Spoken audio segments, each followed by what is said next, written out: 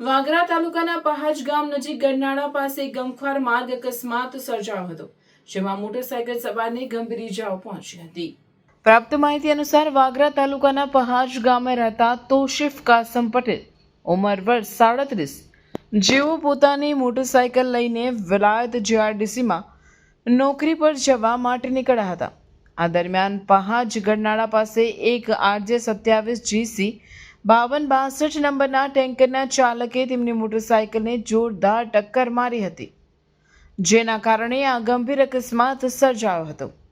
અકસ્માતના કારણે મોટરસાયકલ સવાર તોશિફ કાસમ પટેલને શરીરે ગંભીર ઇજાઓ પહોંચી હતી। તેમને તાત્કાલિક સારવાર માટે ભરૂચની એક ખાનગી હોસ્પિટલમાં ખસેડવામાં આવ્યા હતા।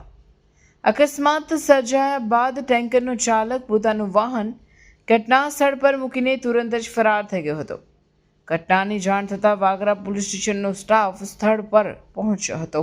પોલીસે આ મામલે ગુનો નોંધીને ફરાર ટેન્કર ચાલકને ઝડપી પાડવા અને અકસ્માત અંગે આગળની વધુ તપાસ હાથ ધરી છે।